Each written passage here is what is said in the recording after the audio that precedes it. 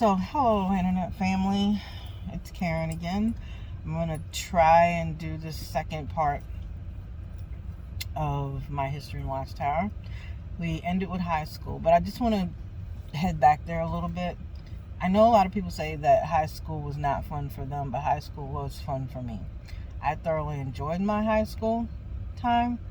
I made friends fairly easily. And disclaimer, most of those friends were not witnesses. I had two really close female friends and then a really close male friend who was gay, but I loved him something silly. And not that I thought, but I was relatively popular in high school. And the only reason I even realized that was because during graduation and I was walking across the stage and I went to shake Mr. Greer's hand, who was our principal. He whispered in my ear, "I'm going to miss your big mouth around here." And I'm thinking, I didn't even think you knew who I was. But he did. So, fun things in high school. I think biggest memory was that my mother, and don't ask me why, maybe she had a mind fart or something, she let me, my brother, and my sister audition for my high school's first ever musical. We did Grease. I got the part of Patty, and I had to sing and audition for that part too. So, of course, all the black people we're pretty much background characters, and the white kids, whether they could sing or not, got all the front, of course, main roles. But I gotta say, that was one of the happiest times in high school. And what was so weird is that opening night was a Wednesday, and Wednesday was when we had our theocratic school and service meeting. So we had to miss a meeting for opening night. And still, to this day, I do not understand why my mother allowed that. Why I don't. But she did, and I was happy for it. Another thing that she used to allow that I didn't understand was she would write notes to the bus driver to let me get off at my friend A, I don't want to say their names, but my friend A's house, who wasn't a witness, but she'd let me spend the weekends there.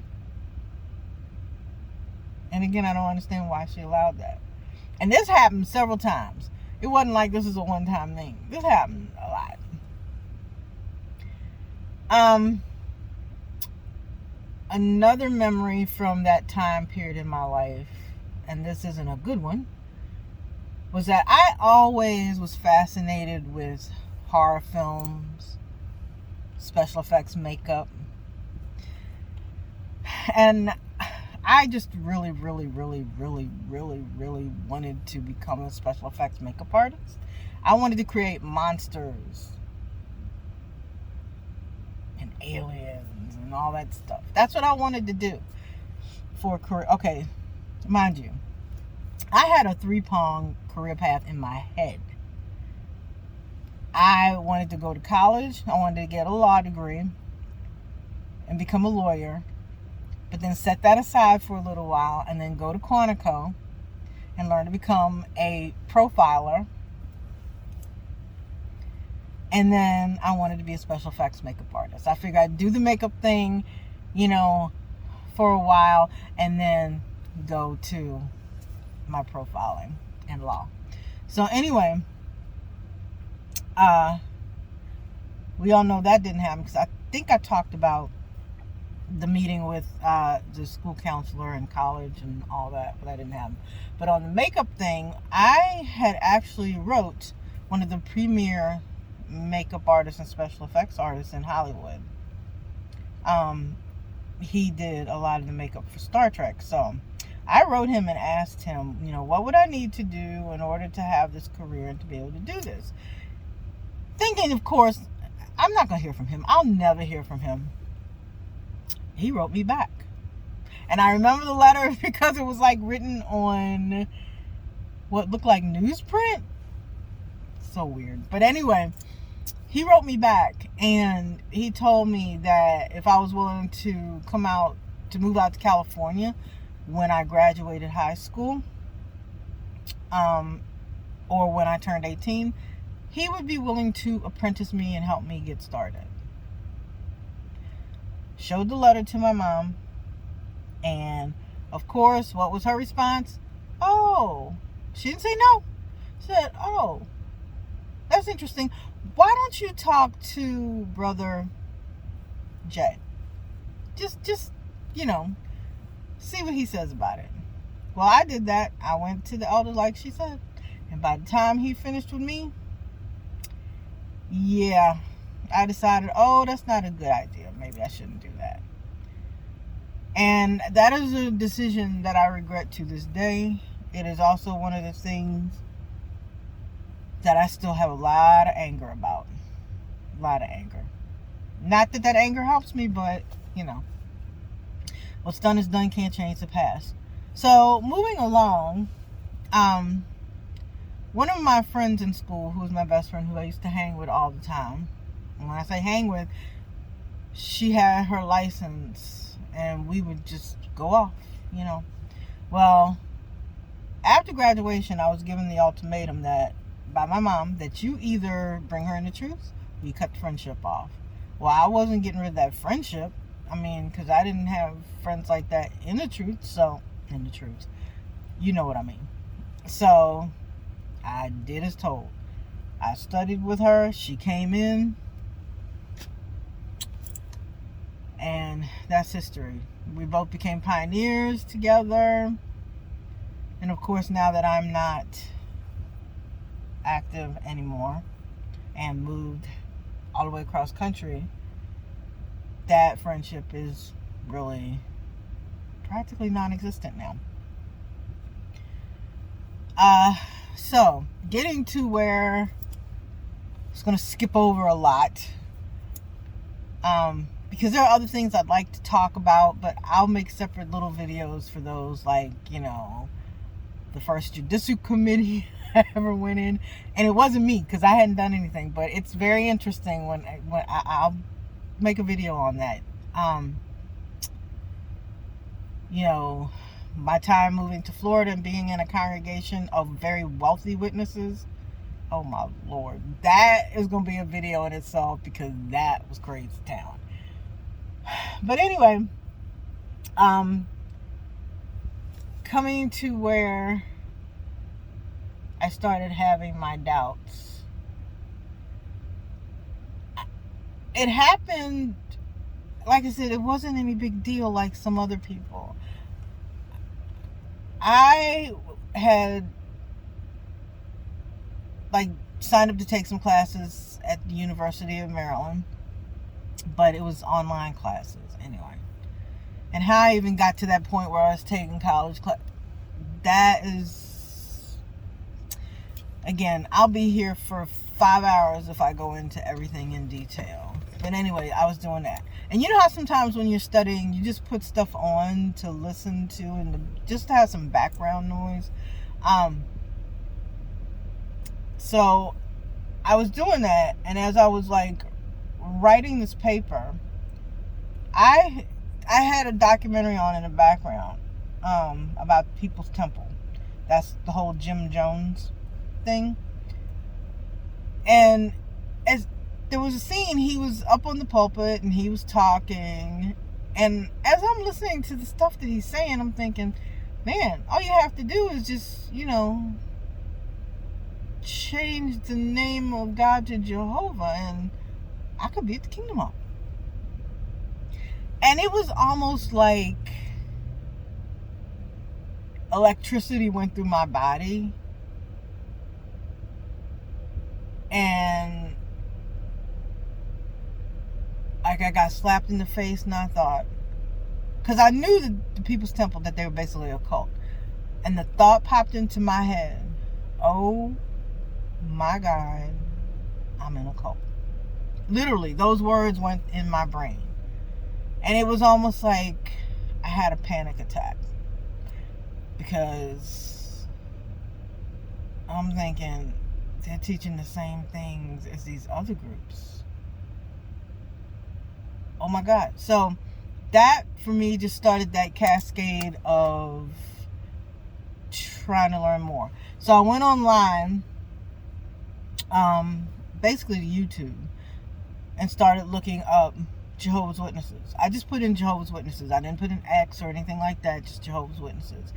And all these videos popped up. Now, I was afraid to watch them, but I didn't care. I just took the plunge and started watching. I mean, I think probably one of the first people I watched was Lloyd Evans. And then there was somebody named Randy. I can't remember his last name. His videos really hit hard. But I'm like watching all this stuff and it's like, you know, I was thinking, no. And even though I didn't want to watch, everything started making sense. And what they were saying was like so logical to me. But now I didn't know what to do. So I learned, and one of the things that I did learn about, primarily from Lloyd Evans, was about the Watchtower's relationship with the UN. So I figured, you know what, let me test something. Because at the time, my oldest brother was an elder. He had become an elder. So I thought, well, let me ask him. Maybe he knows about this whole thing with the UN. Well, that was a mistake. That was definitely a mistake. Because he told me that I needed to stop watching that stuff and that I was allowing Satan to control my mind. And so I was like, okay, so I learned. Let me stop. I won't bring that up with him again. But in the meantime, I was still learning all this stuff. So eventually, it got to the point where I wasn't even going out in service anymore. Or I was barely going out in service. And I remember specifically one night going to the hall, and this brother came up and he was like, you know, I haven't seen you out in service in a while. What's wrong, Sister Sidbury? And so I just looked at him and I said, do you want the truth or do you want me to lie to you? And he says, well, always the truth, Sister Sidbury. Said, I can't go out and try to bring people into this religion without telling them the truth. We hide a lot of things from people. I mean, we don't tell them that they're going to have to give up their families that are not part of the truth unless they bring them in. They're going to have to give up all their holidays, their kids' birthdays, their friends. We don't tell them that. And then he just looked at me. He said, well, they eventually learn that, Sister Sidbury. You know, we want to appeal to them. You know, the truth. We want to make sure that the truth is appealing to them. And they will eventually see that the right thing to do is to serve Jehovah and to protect the spirituality. I said, okay, so then tell me this. When you go to buy a car, and especially if you're looking at a used car, you look up the Carfax, you go to the DMV records, you try to find out everything you can. When you go to the dealer, you want to know about the maintenance record and all that before you invest in that car. And he's like, well, of course. Then I feel like people have the same right when they're coming into this organization, because this is going to affect their lives in a major way. And I'm sorry, I can't go out and mislead people and bring them in.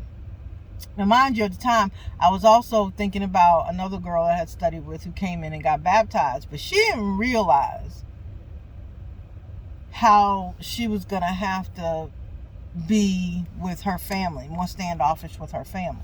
And she didn't like, eventually, she just stopped coming. She's like, she didn't want nothing to do with it anymore.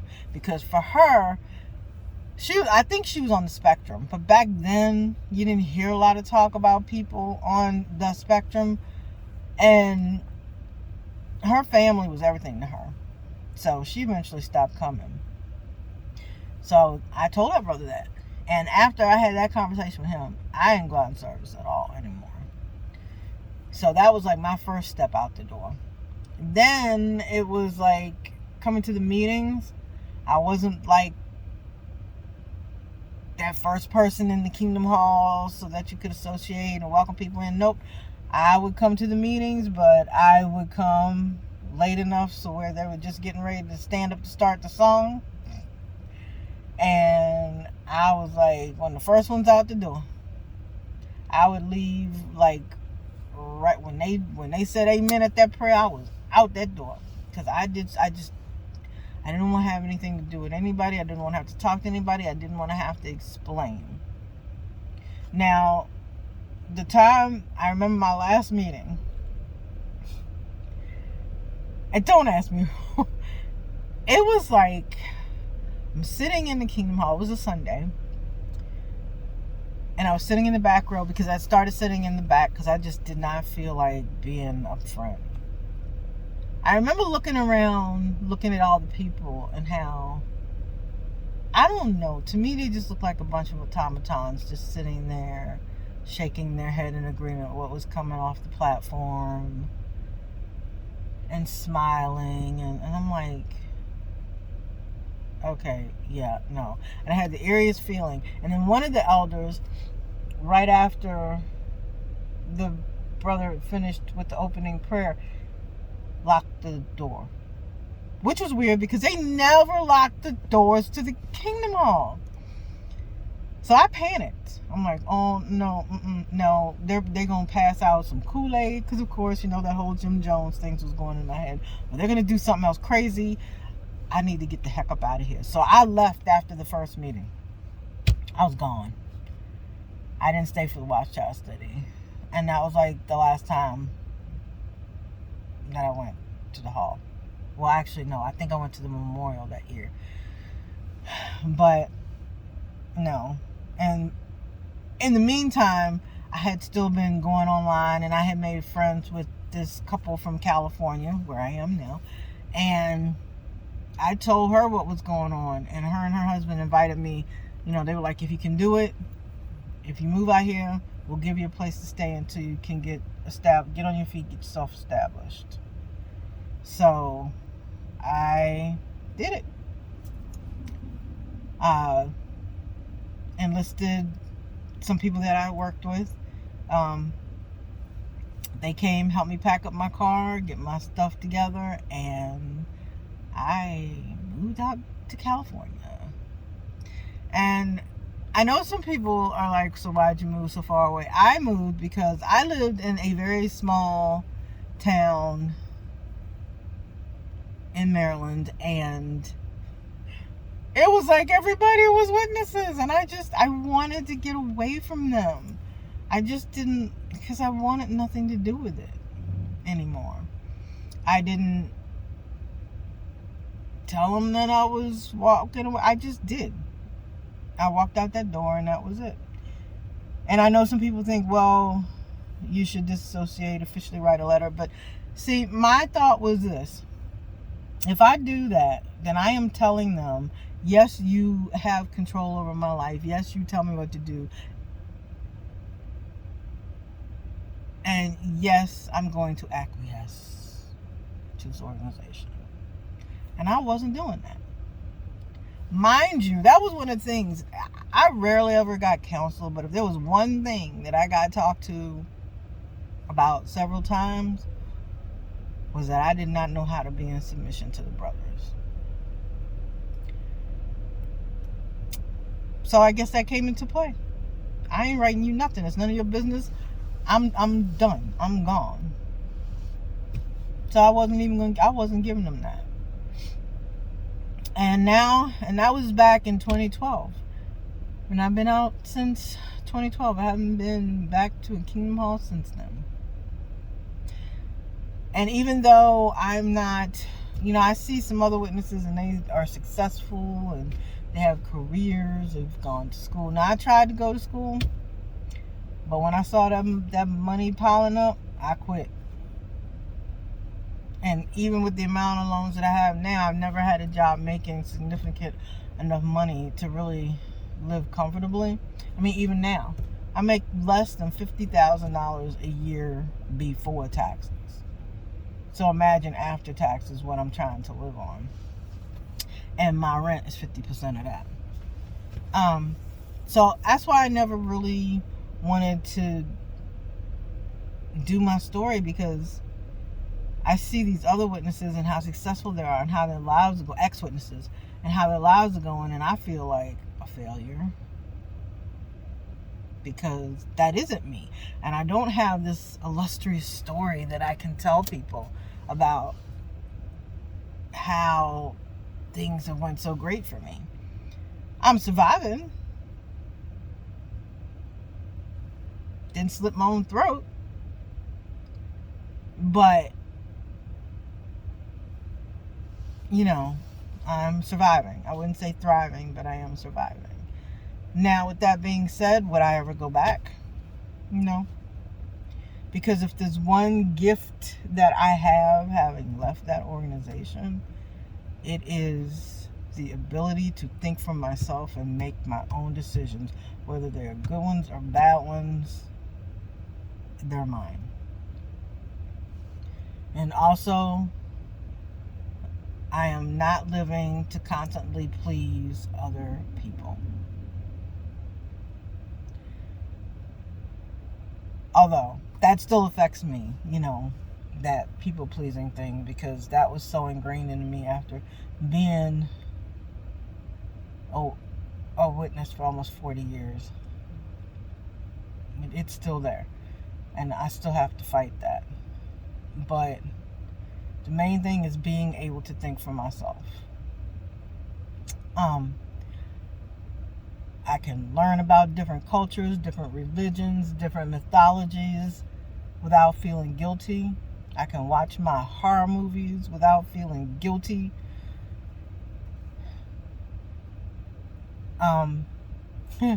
Which reminds me, first horror movie that I watched when I walked away from witnesses was The Exorcist, right?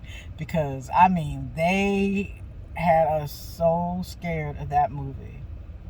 So I watched it, and I guess because of the way they hyped it up and made it sound so bad, and that if you watch this, you're going to be letting Satan in, I was so bored. I didn't like it. I didn't think it was that good. So, yeah. But I watched it, and I was like, okay, so this is what they told us to stay away from? So, yeah. That is the one thing I will say. Even though things are not great, I'm disabled, barely making enough money to live on, and a job I can't stand, but it pays bills, barely.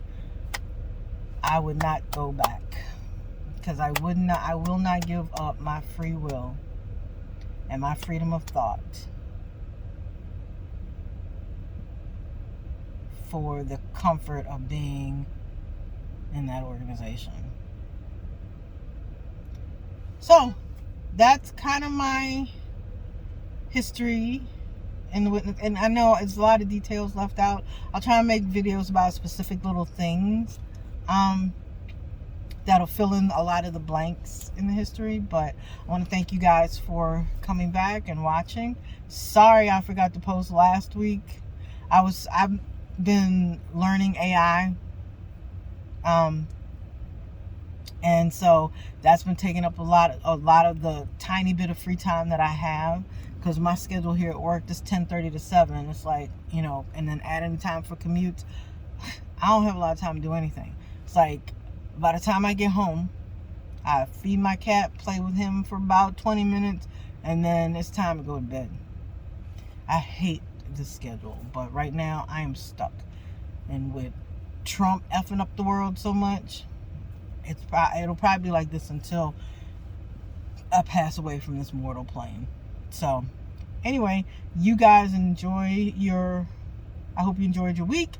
Have a great weekend. Stay safe and try to have some fun, even in this crazy world. This is Karen, Stepford Escapee, signing off.